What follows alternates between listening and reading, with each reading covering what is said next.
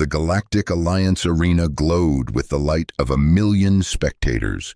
Holographic projections magnified every movement of the competitors, while quantum particles transmitted the sensations across 17 star systems.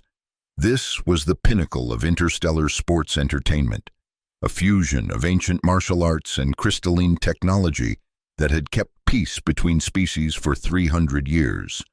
Kalinjuro adjusted the ceremonial wrappings around his wrists, feeling the cool metal of his sword, Astra, against his back. The blade hummed with an almost imperceptible frequency, as if sensing the gravity of the moment. At 26, Kalin was the youngest human ever to reach the championship finals, though few expected him to survive the next hour. Final systems check. Juro. Commander Rhea Sol's hologram flickered beside him in the preparation chamber. Her military posture contrasted with the concern in her eyes. The Kravtor general has defeated 17 champions this season. No disgrace in a respectful loss. Kalin's eyes remained fixed on the distant silhouette of his opponent, visible through the translucent barrier, a towering figure with obsidian armor that seemed to absorb light rather than reflect it. "This isn't about winning, Commander," Kalin said, unsheathing Astra. The blade caught the ambient light, splitting it into prismatic fragments. "It's about recognition. Humans aren't just technicians and diplomats. We belong in the warrior castes too." Commander Sol's expression hardened. "Just remember the diplomatic ramifications. The Kravtor take these ceremonies seriously." "As do I," Kalin interrupted, rolling his shoulders. "Dr. Marath analyzed Vor Serok's fighting style. I've studied every—" "Studied," Commander Sol laughed without humor. "Serok has been fighting since before your grandparents were born. Theory won't save you against 3 centuries of practical experience." The arena's resonant gong vibrated through the chamber, signaling the competitors to approach the central platform. "May the stars guide your blade." Juro. Commander Sol's hologram dissolved into particles of light. Kalin stepped onto the floating platform that would carry him to the arena's center. Across the vast space, he could see General Vor Serok doing the same, his massive frame dwarfing the platform beneath him. The Kravtor warrior's ceremonial sword, nearly twice the length of Kalin's, gleamed with runes that pulsed with energy. As the platforms converged at the arena's center, Kalin felt the weight of 1,000,000,000,000 watching eyes. 17 species across the Galactic Alliance observed what was considered more than sport. This was living history, the continuation of traditions that predated faster than light travel. The platforms locked into place. Kalin found himself standing 10 meters from the Kravtor general, close enough to see the network of battle scars that covered Serok's gray-green skin. "Human." Serok's voice resonated with a timbre that suggested his vocal cords were made of stone. "Your presence here is unexpected." Kalin bowed precisely to the depth required by protocol, no more, no less. "As is the honor of facing you, General Serok." The arena's automated announcer began the formal introductions in 17 languages simultaneously. Kalin tuned it out, focusing instead on Serok's stance, the way the general's weight shifted almost imperceptibly between his 4 legs, the slight tilt of his massive head. "The rules are absolute," the announcer concluded. "Combat continues until submission, incapacitation, or—" The artificial voice paused dramatically. "Crystalline fracture." This last condition referred to the breaking of either competitor's weapon, a rare occurrence that instantly ended the match in favor of the warrior whose blade remained intact. Such an outcome was considered deeply shameful for the defeated, as the weapons themselves were extensions of the warrior's souls. "Begin." Serok moved with shocking speed for his size, covering half the distance between them before Kalin had fully drawn Astra. The Kravtor's blade, a jagged crystalline edge mounted on a shaft of dense alien metal, swept in a horizontal arc that would have decapitated Callan had he not dropped into a low crouch. The crowd's collective gasp echoed through the arena as Callan rolled under the blade and came up behind Serac. He struck quickly at the general's unprotected flank, but Serac pivoted with fluid grace, catching Astra on his own blade with a shower of energy sparks. Predictable, Serac rumbled, pressing forward with overwhelming force. Callan disengaged, circling the larger warrior. Every movement, every breath followed the patterns he had drilled into muscle memory over thousands of hours. Yet Serac countered each technique with seemingly effortless precision. "Your species lacks the warrior gene," Serac taunted, his blade weaving hypnotic patterns in the air between them. "You should have remained in your laboratories and diplomatic halls." Callan didn't respond. Dr. M. Rath had warned him about the Kravtor's psychological tactics. They believed that true warriors fought in silence, and speech during combat was merely to distract lesser opponents. The battle continued for 20 minutes, neither competitor gaining decisive advantage.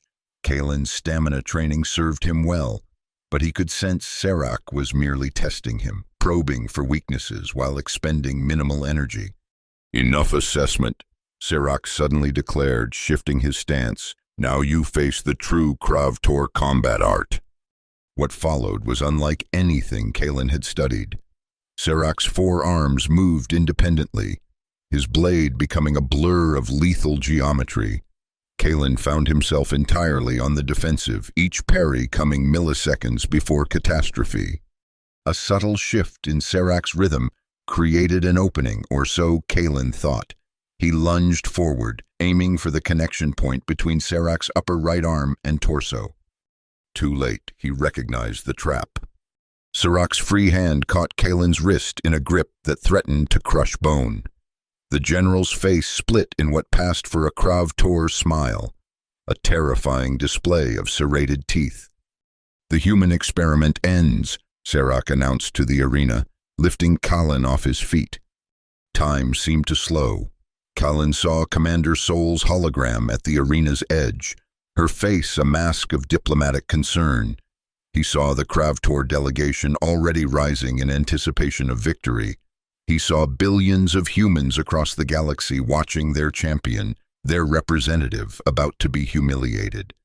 Something shifted inside him, not rage, not desperation, but clarity. Callan stopped resisting the grip on his wrist and instead used the leverage to swing his entire body upward. His legs wrapped around Serac's sword arm as he twisted in midair. The unexpected movement caught the general off guard. Before Serac could adjust, Callan had positioned Astra's edge against the Kravtor's ceremonial blade at precisely the crystalline stress point Dr. Mrath had identified. Callan applied pressure just enough to demonstrate the position, not to damage. It was a technical victory, a point of honor that would allow Serac to yield with dignity. But the general's eyes blazed with ancient pride. "No human shall claim such victory," he snarled, and suddenly pushed forward against Astra. The sound that followed silenced the entire arena, a high-pitched crystalline fracture that resonated through 17 star systems simultaneously. Serac's ancestral blade, passed down through 30 generations of his bloodline, snapped cleanly where it met Callan's sword. The upper half of the broken weapon spun through the air, catching light from the arena's illumination before clattering onto the platform with a sound that echoed like a death knell. Absolute silence fell. Callan stood frozen, as shocked as everyone else. This wasn't what he had intended, not a complete break, not this irreversible dishonor. Serac stared at the broken hilt in his hand, his expression shifting from disbelief to something far more dangerous. When he raised his eyes to Callan, they contained the cold promise of extinction. "You have not won a match," Serac's voice carried to every corner of the arena, to every viewer across the galaxy. "You have declared war." The diplomatic crisis erupted before Callan had even left the arena. Emergency quantum communications flashed between 17 species representatives as the human delegation rushed to contain the damage. What were you thinking? Commander Sol's hologram paced the confines of Kalin's quarters aboard the human flagship Artemis. 300 years of peaceful relations potentially destroyed because you couldn't accept an honorable defeat. I didn't break his sword, Kalin protested, though the words sounded hollow even to him. Serac pushed against my blade. He caused the break. Irrelevant! Commander Sol stopped pacing to fix him with a glare that could have melted hull plating. In the eyes of the Kravtor and half the Alliance species, you deliberately shattered a sacred relic and humiliated their greatest living warrior. The door chimed, and Dr. Marath entered without waiting for permission. The Viridian scientist's translucent skin pulsed with bioluminescent patterns that indicated extreme agitation. The Kravtor Consortium has issued formal charges, Marath announced, tentacles manipulating a holographic display. They demand Kalin's extradition for trial under their ancient laws. Commander Sol's expression darkened further. And the penalty? Blood ritual, Marath replied quietly. Technically not execution, but survival rates are statistically insignificant. Kalin sank onto his bunk. I'll surrender myself. This was my... You will do no such thing. Commander Sol interrupted. This is now a diplomatic incident involving the entire human confederation. Your personal guilt or innocence is secondary. A priority alert flashed across all their communications devices simultaneously. Marath's tentacles worked rapidly to display the incoming transmission. The hologram showed the Galactic Council chamber, where representatives from all 17 Alliance species sat in concentric rings. At the center stood the massive form of High Commander Krell, supreme leader of the Kravtor military caste. The human known as Kalin Juro has committed an unforgivable sacrilege. Krell's voice boomed. The sword of Serac was forged from the crystallized heart of our ancestral home world. Its destruction cannot go unanswered. The human representative, a seasoned diplomat named Ambassador Lin, rose to respond. The incident was clearly accidental. We propose... Silence, Krell roared. The Kravtor Consortium withdraws from all diplomatic relations with humanity, effective immediately. We demand the surrender of Kalin Juro within one planetary rotation, or we shall extract justice by our own means. The transmission ended abruptly. They're mobilizing their fleet, Commander Sol said, checking tactical updates on her wrist display. 7 dreadnoughts have already departed Kravtor space. Marath's skin paled to near transparency. The High Council is deadlocked, without unanimous consensus. The Alliance cannot intervene in what they're calling an internal dispute. Kalin stood, his decision made. I need to disappear. If I'm no longer a factor, perhaps negotiations can... Too late, Commander Sol interrupted. You're now a symbol, not just a person. Your capture or death would only validate their aggression. She turned to Dr. Marath. We need options. The Viridian scientist hesitated. There are rumors. An ancient being who once mediated a similar conflict during the pre-Alliance era. Most consider it mere mythology, but my research suggests... I don't need myths, Commander Sol snapped. I need solutions. Wait, Kalin interjected. What ancient being? Marath's skin flickered with patterns that suggested uncertainty. The texts refer to an old master who rides the stars on the back of a cosmic turtle, obviously metaphorical, but a proximity alarm cut through their conversation. The Artemis tactical officer's voice came over the comm system. Commander, Kravtor vessels have entered our defensive perimeter. They're demanding immediate surrender of Kalin Juro. Commander Sol's expression hardened into military resolve. Initiate emergency protocol Omega-7. Marath, you have 10 minutes to download all your research data on this old master to Kaylin's personal device. She turned to Kaylin. And you have 15 minutes to be in an escape pod headed for the nearest neutral territory. I won't run while others fight my battles, Kaylin protested. This isn't about you anymore, Commander Sol replied, already moving toward the door. It's about preventing interstellar war. Sometimes the bravest thing a warrior can do is retreat to fight another day. As the door closed behind her, Kaylin turned to Dr. Marath. Tell me everything you know about this old master. The escape pod ejected from the Artemis during a calculated moment when the Kravtor vessels were repositioning, small and running with minimal power signature. It drifted undetected into the chaotic border region known as the Fringe, a lawless expanse where Alliance authority faded and independent colonies, outlaws, and forgotten civilizations carved out existence among the stars. Kaylin studied the limited data Dr. Mrath had provided. Most was fragmentary, ancient texts, folklore, contradictory accounts from pre-Alliance archives. The only consistent elements were references to Master Hoshin and his cosmic turtle companion, along with accounts of seemingly impossible feats of combat prowess and wisdom. The pod's navigation system indicated approach to Nexus Station, a massive retrofitted asteroid that served as the Fringe's primary trading hub, as good a place as any to disappear or begin a search for a mythological figure. The docking procedures were automated, requiring no identification.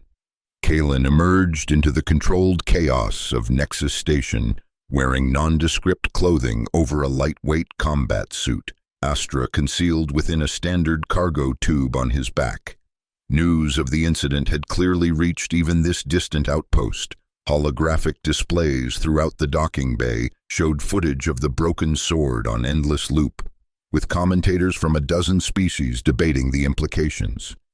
Kaylin pulled his hood lower and merged with the crowd, letting the station's multilingual cacophony wash over him as he sought information.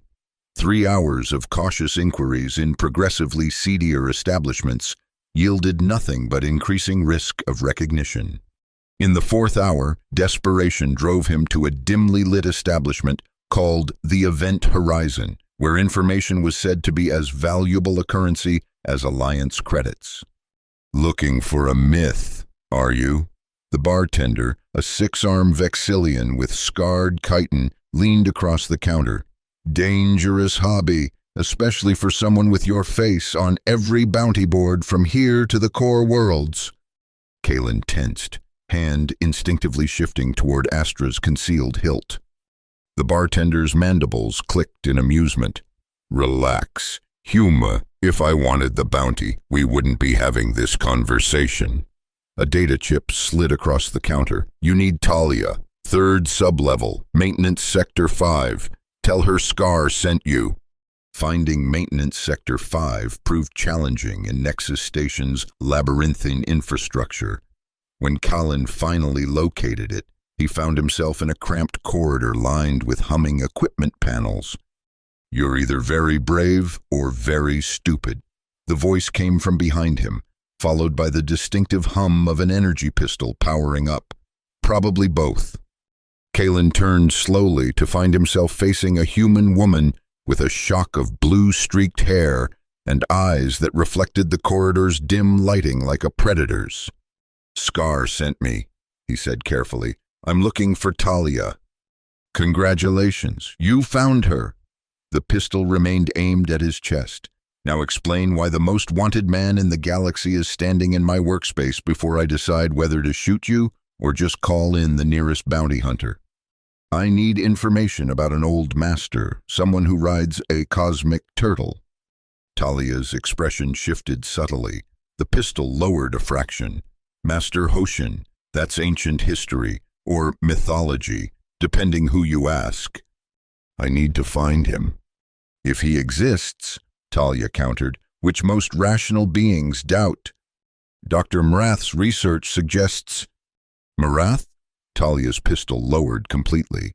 The Viridian xenoarchaeologist. That changes things. She gestured toward a concealed door. Inside, quickly. Talia's workspace proved to be a sophisticated command center disguised as a maintenance hub. Holographic displays showed security feeds from throughout Nexus Station, while others monitored communication channels across multiple frequencies. Illegal tech, Kalen observed. Says the man who broke a sacred sword and started an interstellar incident. Talia tapped a sequence on a floating keyboard, bringing up a new display. What exactly did Marath tell you about Hoshin? Kalen described the limited information he'd received before his hasty departure from the Artemis. Talia listened without interruption, occasionally making notations in a system Kalen couldn't decipher.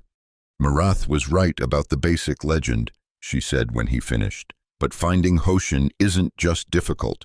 It's supposed to be impossible unless he wants to be found. I don't have time for cosmic hide-and-seek, Kalen replied. The Kravtor fleet will reach Earth's defensive perimeter within days. Millions could die because of what I did.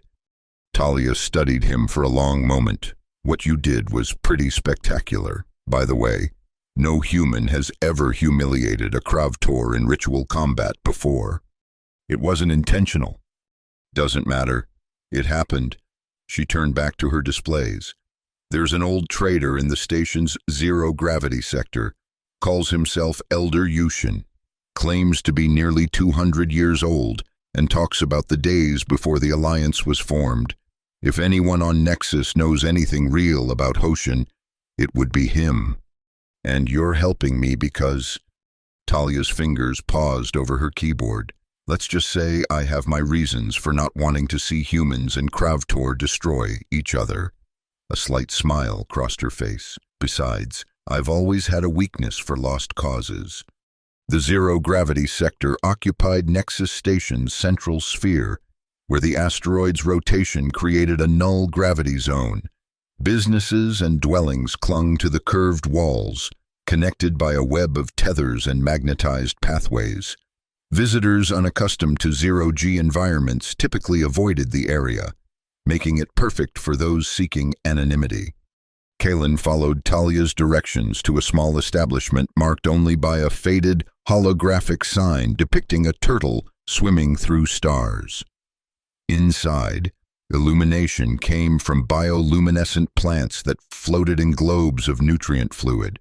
The few patrons, representing species Kalen couldn't even identify, seemed more like fixtures than customers, perfectly still in their meditative postures. At the room's center floated an ancient human, cross-legged in the zero-gravity as if seated on an invisible cushion. His wispy white beard extended nearly a meter from his chin, while his bald head reflected the soft blue light of the bioluminescent globes. Despite appearing at least a century old, his eyes were sharp and clear when they opened to regard Kalen. The Swordbreaker arrives, Elder Yushin observed, his voice surprisingly strong. I have been expecting you. Kalen propelled himself carefully through the zero-gravity. You know who I am. The entire galaxy knows who you are, young one. Yushin gestured to an empty space across from him. But more importantly, I know why you have come. Then you know about Master Hoshin. A subtle smile crossed the elder's weathered face. I know many things about many subjects. Whether Hoshin is among them depends on what you seek. Kalen felt a flicker of frustration. I don't have time for riddles. Billions of lives are at stake. Always are, Yushin replied calmly. That's the trouble with living in a galaxy. Too many lives depending on too few decisions. He studied Kalen with penetrating intensity. Show me your sword. After a moment's hesitation, Kalen removed Astra from its concealment.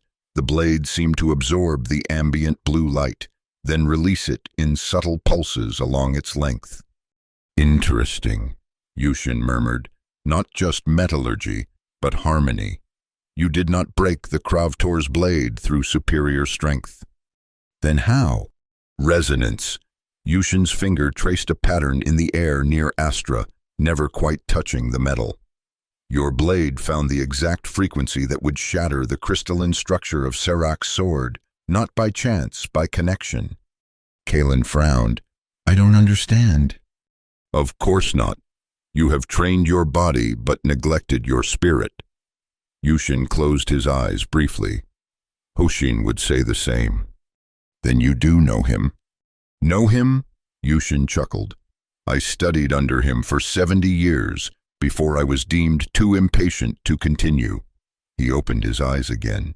Finding Hoshin is not your true quest, young one. Understanding why you must find him, that is the challenge before you.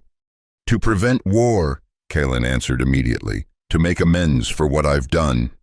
Noble sentiments, but superficial. Yushin extended his hand, palm up. May I? After a moment's hesitation, Kalen placed Astra across the elder's palm. Yushin closed his eyes, holding the sword with a delicacy that belied his age. This blade has history, he murmured, forged in sorrow, tempered in sacrifice. His eyes opened suddenly. Tell me, sword breaker, what is the purpose of a weapon? To protect, Kalen answered, to defend what matters. And what matters enough to kill for, to die for? The question hung between them in the zero gravity. Kalen found himself without a ready answer. Yushin nodded as if hearing the thoughts behind the silence. When you know that answer, truly know it, you will find Hoshin. He returned Astra with surprising grace. Seek the giant's shell in the Veil Nebula. There you will find either wisdom or death, perhaps both. Before Kalen could respond, alarms blared throughout the station. Emergency announcements in multiple languages echoed through the corridors. Kravtor vessels had entered the station's defensive perimeter, demanding the surrender of Kalinjuro. It seems your time for contemplation has been cut short, Yushin observed calmly. A pity. Few find wisdom while running for their lives. Kalen secured Astra and prepared to leave. Thank you for your guidance. I have given you direction, not guidance, Yushin corrected. The path between the two contains all the difference in the universe. His expression softened slightly. Remember, young one, the greatest strength lies not in breaking what opposes you, but in remaining unbroken yourself. The Kravtor search teams moved with military precision through Nexus Station's corridors, their advanced scanning technology detecting recent human biological signatures. Kellen evaded the first two patrols by using the station's maintenance conduits, but found himself cornered in a service junction with patrols approaching from multiple directions. His hand tightened on Astra's hilt. If capture was inevitable, he would at least ensure the Kravtor paid a price for it. Really, that's your plan? Talia's voice came through his comm device. Fight to the death against an elite Kravtor strike team in a maintenance junction? How did you... I sliced your comm the moment you entered my workspace. I've been tracking you since... Her voice held equal measures of amusement and exasperation. Third panel on your left. Manual override code Theta 976. Move your ass. Kalen found the panel and entered the code. A concealed door slid open, revealing a narrow passage. He ducked inside just as the first Kravtor patrol rounded the corner. The passage led to a small hangar containing an unremarkable transport vessel. Talia waited by the open hatch, a heavy duffel bag slung over her shoulder. Your escape plan has a ship? Kalen asked, hurrying aboard. Our escape plan, Talia corrected, following him inside. You think I'm staying here after helping the galaxy's most wanted fugitive? She sealed the hatch behind them. Besides, I've been meaning to take a vacation. The Veil Nebula is supposed to be lovely this time of century. The transport, which Talia called swift calculation, proved to be far more than its unassuming exterior suggested. Its engines outpaced the Kravtor pursuit vessels with deceptive ease, while its cloaking technology rendered it virtually invisible once they'd cleared Nexus Station's immediate vicinity. "Impressive ship for a maintenance technician," Kalen observed from the co-pilot's seat. "I'm a systems specialist, not a maintenance tech," Talia replied, fingers dancing over the navigation controls. "And you'd be surprised what skills you pick up when you grow up on the wrong side of Alliance space." As the swift calculation accelerated toward the coordinates for the Vale Nebula, Kalen found himself studying his unexpected ally. "Why are you really helping me? And don't say it's for the adventure." Talia's focus remained on her controls for a long moment before she answered. "My parents were xenobiologists on Cygnus 4 when the Krav-Tor annexed it during the border expansion. They refused to leave their research subjects." Her voice remained steady, but Kalen noted the tension in her shoulders. "The Krav-Tor have their own definitions of what constitutes acceptable scientific practices. Let's just say I have personal reasons for not wanting them to gain additional territory or influence." "I'm sorry," Kalen said quietly. "Don't be. It was a long time ago." Talia engaged the ship's FTL drive. "Besides, this isn't about revenge. It's about preventing history from repeating itself on a much larger scale." The journey to the Vale Nebula would take 3 days at maximum FTL capacity. Kalen spent much of that time reviewing the accumulated data on Master Hoshin, now supplemented by Talia's considerably more extensive archives. "Most of these accounts contradict each other," Kalen noted, studying the holographic display in the ship's small common area. "In this one, Hoshin is described as ancient beyond reckoning, while this account claims he was born during the early expansion period. Mythological figures tend to have flexible biographies," Talia replied without looking up from her diagnostic routine. "The turtle is consistent, though every account mentions Hoshin riding or traveling with a cosmic turtle." "Which is biologically impossible," Kalen pointed out. "No known turtle species could survive in vacuum, let alone achieve interstellar travel speeds." Talia finally looked up, amusement in her eyes. "Says the man who broke an unbreakable sword and is now fleeing across the galaxy in search of a mythological master to prevent interstellar war." "Point taken." Kalen returned to the accounts, focusing on the descriptions of Hoshin's philosophy and teachings. A pattern began to emerge, not in the specific techniques or methods attributed to the master, but in the underlying principles: balance, harmony, the connection between all living things across the vast expanse of space. On the second day, Talia announced they were being followed. "Devourer Fleet," she explained, showing Kalen the long-range sensor readings. "Automated hunter-killer vessels left over from the mechanical wars. They normally stick to the outer reaches of the fringe, but something's drawn them into regular space." "Us?" Kalen suggested. "Possibly. They're programmed to pursue unusual energy signatures." She frowned at the displays. "Or maybe they're just expanding their territory.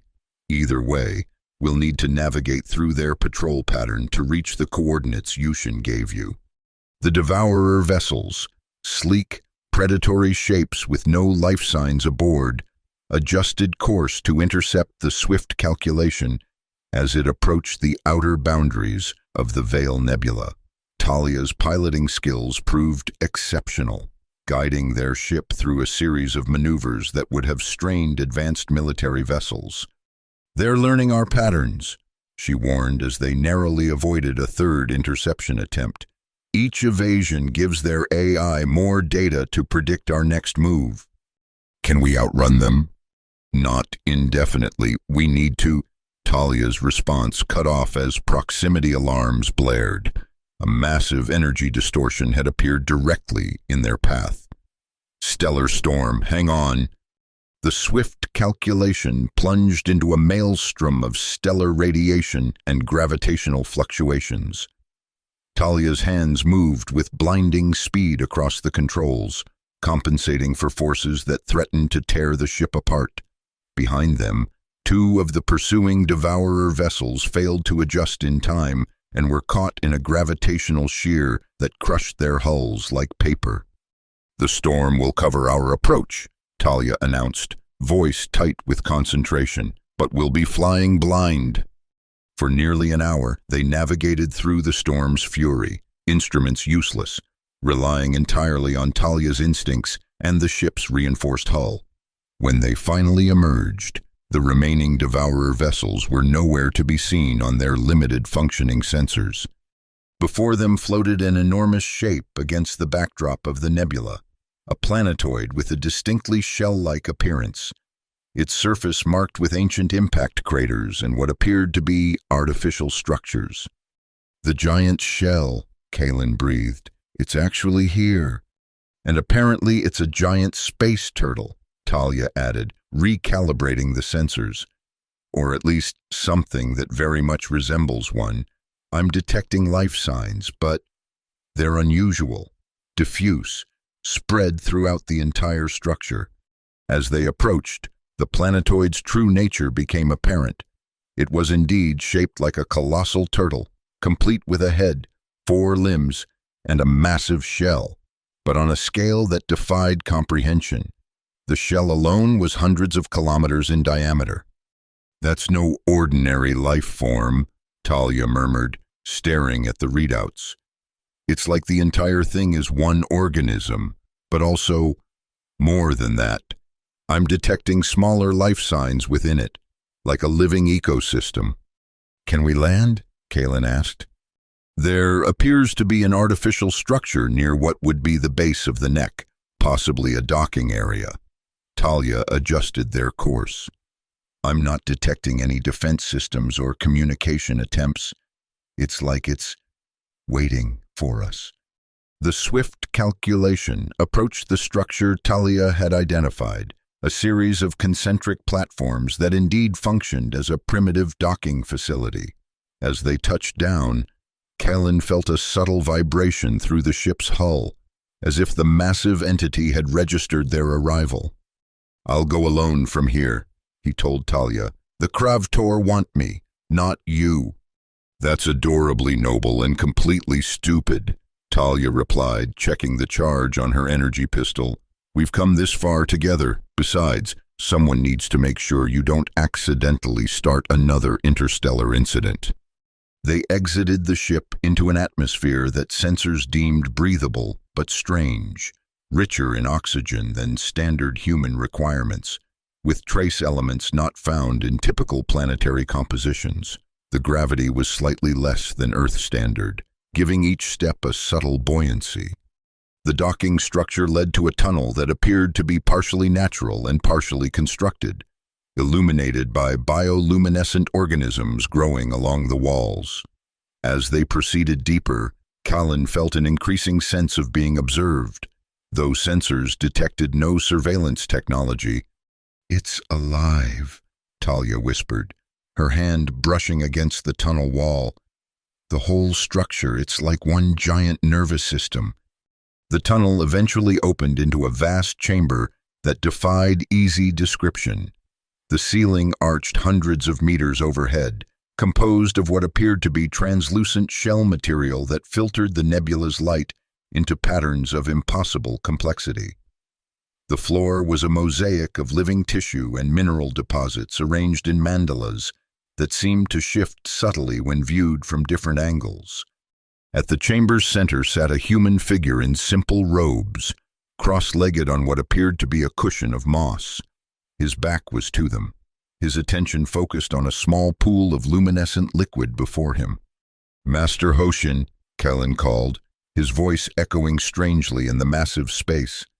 The figure didn't turn or acknowledge their presence in any way. Kalen approached carefully, Talia following a few steps behind with her hand near her weapon. As they drew closer, Kalen could see that the man was ancient beyond reckoning. His skin had the translucent quality of extreme age, while his sparse white hair seemed to float around his head as if underwater. "Master Hoshin," Kalen tried again, stopping a respectful distance away. "I've come seeking your guidance." "Have you?" The old man's voice was surprisingly clear and strong. Or have you come seeking escape from the consequences of your actions? Both, perhaps, Kalen admitted. This answer seemed to please the old master, who finally turned to regard them with eyes that were completely white, without pupils or irises.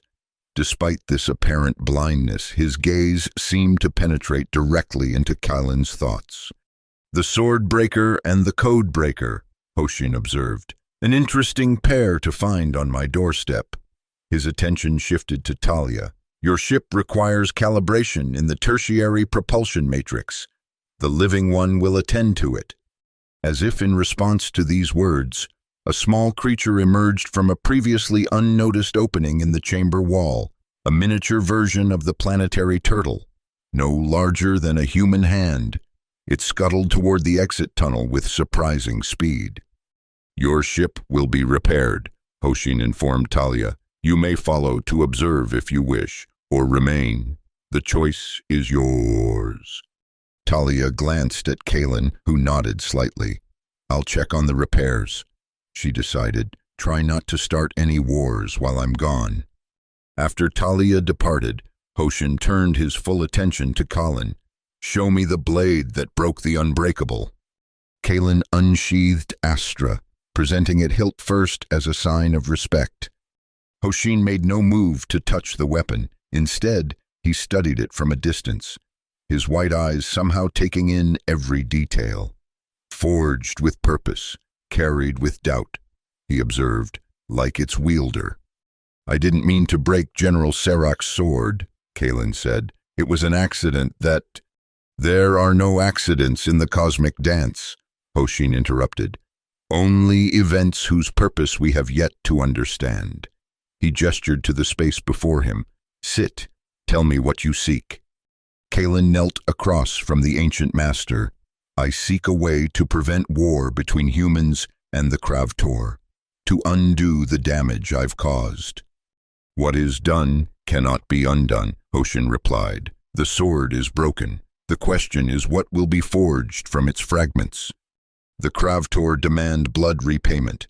They've mobilized their fleet against Earth. Yes, Hoshin acknowledged. They believe strength is measured by destruction, a common delusion among young species. Young? Kalen's surprise showed in his voice. The Kravtor civilization predates human interstellar travel by millennia. A smile creased Hoshin's ancient face. All who walk the stars are children, compared to those who swim through them. He gestured vaguely upward, toward the living shell that surrounded them. My friend has watched galaxies collide and reform. To her, your conflict is less than the quarrel of microbes. With respect, Master Hoshin, those microbes could destroy billions of lives if this conflict escalates. Indeed, and why does that concern you? The question caught Kalen off guard, because those are my people, and even the Kravtor don't deserve extinction over a broken sword. A noble sentiment, Hoshin acknowledged, but is it truth or platitude that drives you? Would you feel the same concern if it were not your blade that catalyzed this conflict? Kalen wanted to say yes immediately, but something in Hoshin's blind gaze compelled honesty. I don't know, he admitted finally. I'd like to think so, but... Honesty, Hoshin nodded approvingly. The beginning of wisdom. He rose with fluid grace that belied his apparent age. Come, we have little time if we are to prevent your species from commencing mutual annihilation.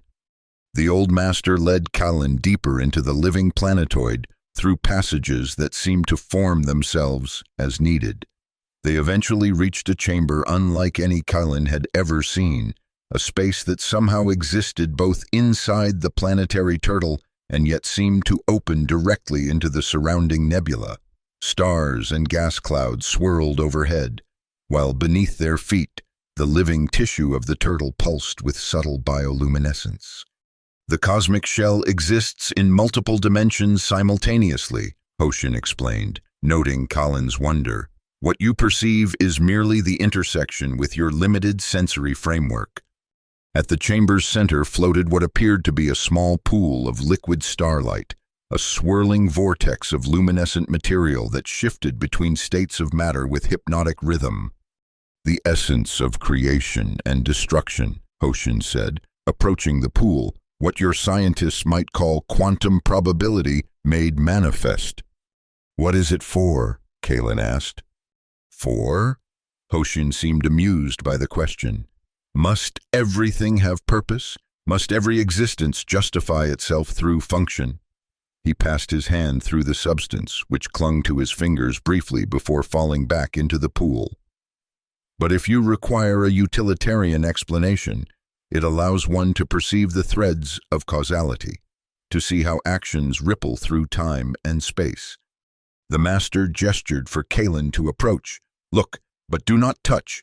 Few biological organisms can withstand direct contact." Kalen cautiously moved closer and peered into the swirling vortex. At first, he saw only chaotic patterns of light and energy. Gradually, shapes began to form, images of staggering clarity showing the Kravtor fleet approaching Earth's defensive perimeter, human battleships moving to intercept, diplomatic channels breaking down as ancient hostilities resurfaced. "This is happening now?" Kalen asked, horrified by the scale of mobilization. "Now, before, after," Hoshin shrugged. "Time is less linear than your species perceives it. What matters is that without intervention, this conflict will escalate beyond containment. Neither humanity nor the Kravtor will survive what follows." "What can I do? I'm just one person, one who's caused enough damage already." "The hand that breaks can also heal," Hoshin replied, "but not alone." He turned away from the pool. "We must journey to the galaxy core, where the Kravtor Supreme Commander prepares the ritual of vengeance." "Journey, but that would take weeks, even at maximum FTL." "There are faster ways to travel than your crude technology allows." Hoshin smiled enigmatically. "My friend has swum the currents between stars since before your world cooled from molten rock. She knows shortcuts your scientists have yet to imagine." As if responding to his words, the entire chamber trembled with gentle motion. Kalen realized with astonishment that the planetary turtle was moving, preparing for interstellar travel. "We cannot take the entire planet to the galaxy core," he protested. "Of course not," Hoshin agreed. "That would be impractical." A section of the floor before them began to rise and reshape itself, forming what Kalen gradually recognized as a much smaller turtle, though still the size of a small shuttlecraft. Its shell gleamed with the same bioluminescent patterns as the planetary entity, while its eyes held an intelligence that was unmistakably ancient. "Meet Wayfinder," Hoshin said with genuine affection. "She has agreed to carry us where we need to go." Before Kalen could process this development, Talia burst into the chamber, breathing hard from running. "Devourer fleet vessels," she gasped. "Dozens of them surrounding the planetoid, and behind them, Kravtor warships. They've tracked us somehow." Hoshin seemed unsurprised by this news. "The ripples of causality flow both ways. Our journey has drawn attention from those who fear its outcome." He turned to the turtle called Wayfinder. "We must depart immediately." "What about my ship?" Talia asked. "It will remain safe within the cosmic shell," Hoshin assured her. "No technology of the Devourers or Kravtor can penetrate these living defenses." "And me? I'm supposed to just stay behind while you two go save the galaxy?" Hoshin regarded her with his blind eyes. "Your path intersects with ours for a purpose. Codebreaker. The choice to continue is yours. But be warned, what awaits at our destination may require sacrifices you cannot yet imagine." Talia's response was to check the charge on her energy pistol. "Let's go before I remember I used to be smart enough to avoid suicide missions." Wayfinder lowered her head to the floor, allowing them to climb onto her broad shell. Hoshin took position at the front, sitting cross-legged as if he were merely preparing for meditation rather than impossible interstellar travel. "How exactly does this work?" Kalen asked, finding a secure position behind the master. "Intention and harmony," Hoshin replied cryptically. "Wayfinder navigates the spaces between spaces. We are merely fortunate enough to accompany her." "That's not actually an explanation," Talia pointed out, settling beside Kalen. "Explanations are overrated," Hoshin said with a hint of a smile. "Experience is the true teacher." The chamber around them began to shift and dissolve. Colin felt a momentary sensation of extreme disorientation, as if his body were being simultaneously compressed to infinite density and expanded across limitless space.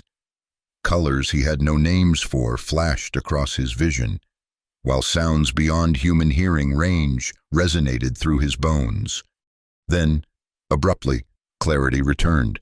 They were no longer within the planetary turtle, but moving through open space at impossible speed. Around them, stars stretched into lines of continuous light, yet there was no sensation of acceleration or movement. Wayfinder swam through the vacuum as effortlessly as an Earth turtle might navigate a pond. "This is..." Kalen struggled to find words. "Quantum slipstream navigation," Talia whispered, her scientific mind attempting to categorize the experience, or something like it. "We're moving through space-time folds." "We are taking the path that has always been there," Hoshin corrected gently. "Your species simply lacks the senses to perceive it." Their journey through this impossible medium lasted what felt like both moments and eternity. Kalen found his perception of time becoming increasingly unreliable, with memories of the past and glimpses of possible futures bleeding into his awareness of the present. "Focus on your breath," Hoshin advised, noting his disorientation. "Your consciousness is experiencing temporal dilation. It will pass." When they finally emerged back into conventional space-time, Kalen felt a momentary wave of nausea that quickly subsided. Before them loomed the massive structure known as Galaxy Core, the ceremonial and administrative center of the Galactic Alliance, where representatives of all 17 member species maintained diplomatic missions. But the scene before them was far from diplomatic. A massive Krav-Tor dreadnought had positioned itself at the center of the Alliance space, surrounded by smaller vessels from various species that appeared to be attempting to form a containment perimeter.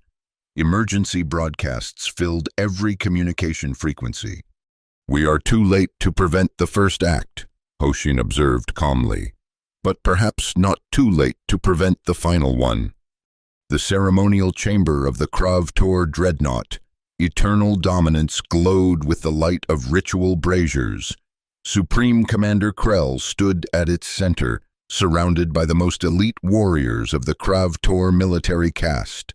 Before him knelt the captured form of Commander Rhea Sol, her uniform torn but her posture unbowed. "The Human Confederation has refused our rightful demand for the criminal Juro." Krell's voice boomed through the chamber and across broadcast channels to 17 worlds. "They shield one who has committed the ultimate sacrilege against our people. Therefore, we shall extract payment in kind." He raised a ceremonial blade, its crystalline edge pulsing with energy that mirrored the broken sword of General Serac. "With this blade, I shall sever the bonds between humanity and the stars," Krell declared, beginning with this representative of their military caste. Commander Sol raised her head, meeting Krell's gaze without fear. "My death will change nothing," she said clearly. "Humanity will not bow to intimidation or sacrifice justice for vengeance." "Brave words," Krell acknowledged. "They shall be recorded in our archives alongside the account of your execution." As the Supreme Commander raised his blade for the killing stroke, the air within the ceremonial chamber suddenly shimmered with energy. A circular distortion formed, expanding rapidly until it tore open in a blaze of impossible light. Through this portal swam Wayfinder, carrying Hoshin, Colin, and Talia on her shell. The assembled Krav-Tor warriors fell back in shock, many drawing weapons while others simply stared in disbelief. Wayfinder settled onto the chamber floor with surprising delicacy for her size. Hoshin rose to his feet with fluid grace, surveying the scene with his blind white eyes. "Supreme Commander Krell," the ancient master spoke, his voice carrying easily despite its gentle tone. "It has been some time since we last met." Krell's massive form went utterly still, his blade frozen in mid-descent. "Impossible," he breathed. "The Ancient One died centuries ago." "Reports of my death were premature," Hoshin replied with the hint of a smile. "As are your plans for interspecies warfare." Kalen slid from Wayfinder's shell, moving quickly to Commander Soul's side. "Are you injured?" he asked quietly, helping her to her feet. "Nothing permanent," she replied, her eyes never leaving the confrontation between Hoshin and Krell. "Who is that?" "Master Hoshin," Kalen answered. "The myth is real." Krell had recovered from his initial shock, his posture shifting from surprise to aggression. "Your presence changes nothing. Ancient One, the human has committed an unforgivable transgression. Blood must answer blood." "Indeed," Hoshin acknowledged, stepping forward. "But whose blood? And for what purpose? The true transgression here is not a broken blade, but broken understanding." With a speed that belied his ancient appearance, Hoshin suddenly held a staff that hadn't been visible moments before, a simple wooden rod that somehow commanded attention despite its unadorned appearance. "You speak of tradition and honor," Hoshin continued, "yet forget the oldest tradition of all, that wisdom must temper strength, lest both be lost." Krell's massive frame tensed. "You dare lecture the Krav-Tor on honor? We who have preserved our warrior traditions since before humans discovered fire." "I dare remind you of truths you once knew," Hoshin corrected, "before pride clouded memory." The tension in the chamber had reached breaking point when another figure pushed through the ring of Krav-Tor warriors, General Vor Serak himself, still carrying the broken hilt of his ancestral sword. "Supreme Commander," Serak addressed Krell, "I request the right to address this matter personally." After a moment's consideration, Krell stepped back, yielding the central position to Serak. The general turned his attention to Kalen. "You return to face judgment," Serak observed. "That, at least, shows courage." "I return to prevent unnecessary bloodshed," Kalen replied. "The breaking of your sword was not intentional, but I accept responsibility for my role in what happened." "Words," Serak dismissed, "empty as space without action to give them substance." Hoshin stepped forward, his blind gaze somehow finding Serak's. "What action would satisfy honor without requiring genocide, General? For that is what awaits if this conflict continues, the mutual destruction of two proud species." "The ancient laws are clear," Serak responded. "The one who breaks must be broken in turn." "Then break me," Kalen said suddenly, stepping forward. He unsheathed Astra and laid the sword at Serak's feet. "My life for peace between our peoples." A murmur ran through the assembled Krav-Tor warriors. Such a gesture, offering one's weapon and life voluntarily, was deeply significant in their martial culture. Serak studied Kalen for a long moment. "You would die to preserve peace?" "I would," Kalen confirmed, "though I would prefer to live and work toward greater understanding between our kinds." Before Serak could respond, Hoshin moved with that same impossible speed. His staff struck the crystalline shield protecting Serak with a sound like 1,000 wind chimes shattering simultaneously. The energy barrier, technology that had withstood direct battleship fire, collapsed into motes of light. In the next instant, Hoshin's staff connected with the broken hilt of Serak's ancestral sword. The remaining crystalline fragments crumbled to dust, leaving the general holding nothing but the metal core of the weapon's grip. Absolute silence fell over the chamber, What Hoshin had just done was, if possible, an even greater sacrilege than Kalin's original offense. Yet before anyone could react, the ancient master spoke with quiet authority that somehow reached every corner of the vast space. Now both human and Kravtor have felt the sting of loss, Hoshin observed. Both have experienced the humiliation of having that which they value destroyed before witnesses. The scale is balanced. Sirach stared at the empty hilt in his hand, his expression unreadable behind his alien features. When he finally spoke, his voice carried a weight of decision that silenced even Supreme Commander Krell's beginning protest.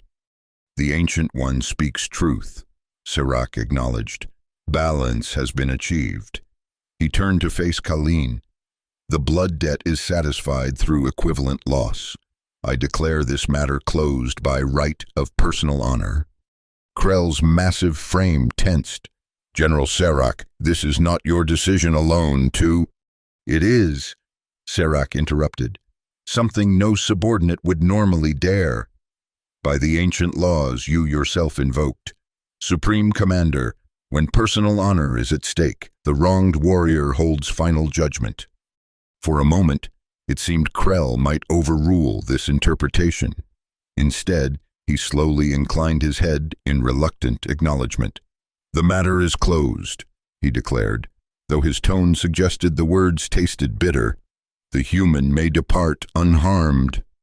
As the tension in the chamber gradually dissipated, Kalin noticed Hoshin observing the proceedings with an expression of quiet satisfaction.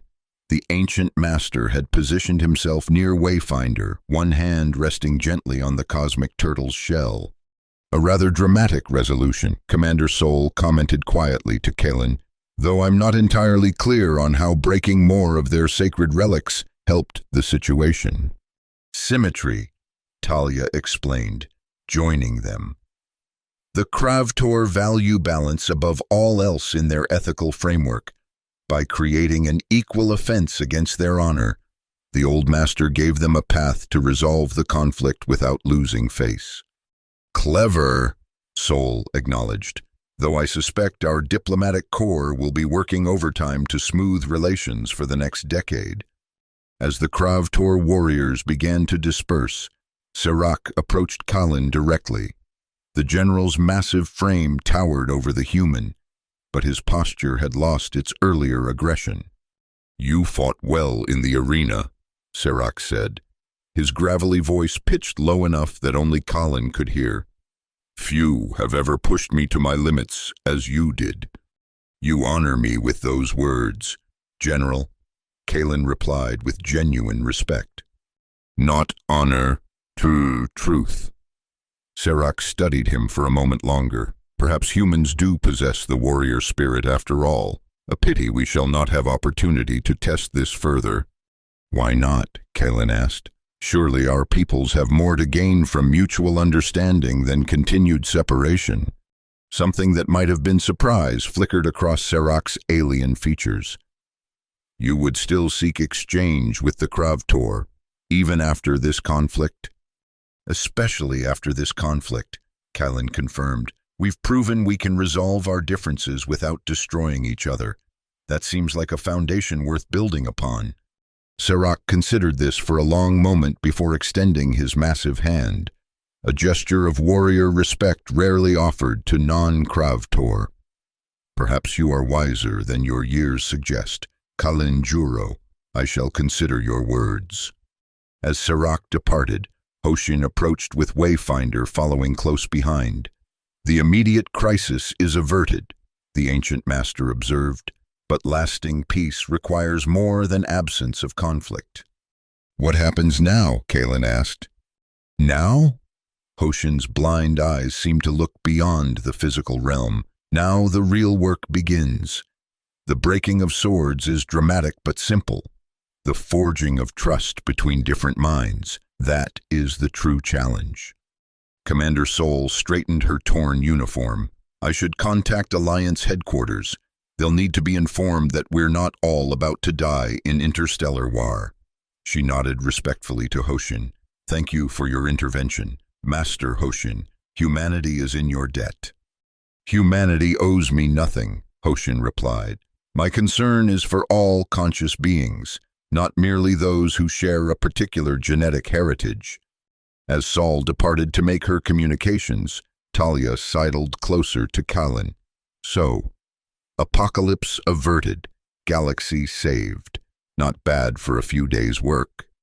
We got lucky, Kalin acknowledged. If Hoshin hadn't, luck is merely preparation meeting opportunity. The ancient master interrupted gently. Your journey to find me was as necessary as my intervention here. All threads in the cosmic tapestry. Wayfinder made a soft chirping sound, nudging Hoshin's hand with her massive head. The old master nodded as if understanding her communication. We must depart, he announced. The currents between stars align favorably for our return journey. You're leaving? Kalin couldn't hide his surprise. But there's so much more to discuss, to learn.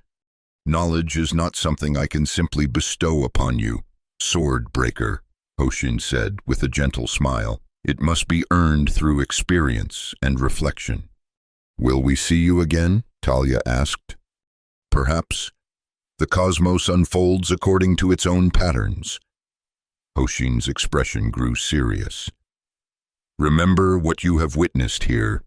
True strength lies not in breaking what opposes you, but in finding harmony even among discordant elements. The ancient master climbed onto Wayfinder's shell with fluid grace.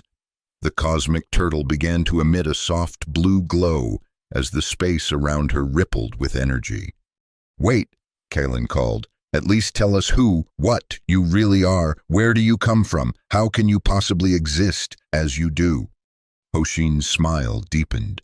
Questions worth pursuing, he acknowledged. Perhaps they will lead you to your own answers one day. He made a simple gesture of farewell. Until our paths cross again. Remember, the hand that breaks can also heal. Choose wisely which action serves the greater harmony. With those words, the space around Wayfinder twisted impossibly. In a flash of light that somehow left no afterimage, both the cosmic turtle and her ancient rider vanished, leaving only empty space where they had been. Well, Talia said, after a moment of stunned silence, that was certainly dramatic. Do you think he planned all of this? Kalin wondered. From the moment I broke Serac's sword in the arena, I doubt even he can see all ends, Talia replied thoughtfully, but I suspect he sees more threads in the tapestry than we can imagine. In the days that followed, the political aftershocks of what media outlets across 17 systems were calling the Sword Incident continued to reverberate. Alliance diplomatic channels worked overtime to formalize the resolution reached in the Krav-Tor ceremonial chamber. Supreme Commander Krell publicly acknowledged the matter closed, though observers noted his obvious reluctance. More surprising was General Serac's announcement that he would establish a cultural exchange program between Krav-Tor warrior academies and human military institutions, the first such initiative in the history of relations between the two species. Your influence, apparently, Commander Sol told Kalin when he reported for debriefing aboard the Artemis. Serac specifically requested that you serve as the human liaison for the program. Me? Kalin couldn't hide his surprise. After everything that happened? Perhaps because of everything that happened, Sol suggested. The Krav-Tor respect those who face consequences directly. Your willingness to sacrifice yourself made an impression. What does the Confederation say? They're cautiously supportive, Sol replied with a wry smile. Emphasis on cautiously. You'll have more oversight than a first-year cadet, but the opportunity is genuine. Kalin considered the proposal, remembering Hoshin's words about forging trust between different minds. I'll do it, he decided, though I might need some cultural advisors. Already arranged, Sol assured him, including a certain systems specialist who's been granted a provisional security clearance despite a rather colorful background. Talia agreed to help. Let's say she was persuaded that her unique perspective on both human and Kravtor psychology might prove valuable. Sol's expression softened slightly. Besides, I think she's curious to see what you'll break next. As the Artemis prepared to depart for Earth, Kalen found himself drawn to the observation deck. The vast expanse of stars stretched before him, countless worlds orbiting countless suns. Somewhere among them, a cosmic turtle swam the currents between stars, carrying an ancient master whose true nature remained a mystery. The hand that breaks can also heal, Kalen murmured to himself, remembering Hoshin's final words. He felt Astra's weight against his back, a reminder of both responsibility and possibility. The sword that had broken one connection had, improbably, forged new ones. Perhaps that was the lesson Hoshin had wanted him to learn all along. In the viewport's reflection, Kalen caught sight of Talia approaching. She stopped beside him, her gaze following his out into the star-filled void. "Thinking deep thoughts about cosmic turtles?" she asked. "Wondering if we'll ever understand what actually happened," Kalen admitted. Was Hoshin human, some kind of evolved being, a projection of the turtle itself? "Does it matter?" Talia countered. "He or it intervened when needed, then left us to figure out the rest ourselves." She smiled slightly. "Seems like a good teaching method to me." Kalen considered this. "You think this was all just a lesson?" "I think the galaxy is stranger and more wonderful than either of us can comprehend," Talia replied. "And I think we've been given a rare opportunity to explore some of that strangeness together." She gestured toward the stars. "The question is, are you ready for what comes next?" Kalen looked out at the infinite possibilities stretching before them. Somewhere in that vastness, new understandings waited to be discovered, new connections to be forged between species that had viewed each other with suspicion for centuries. "Yes," he said finally, "I think I am." As the Artemis engaged its FTL drive, disappearing into the depths of space, distant sensors briefly detected an anomalous energy signature near the edge of the Veil Nebula, a massive shape that resembled nothing so much as a planetary turtle, swimming peacefully through the cosmos with a small figure seated upon its shell. But by the time investigators arrived to verify the reading, there was nothing to be found except empty space and the lingering harmony of stars singing their eternal song across the void.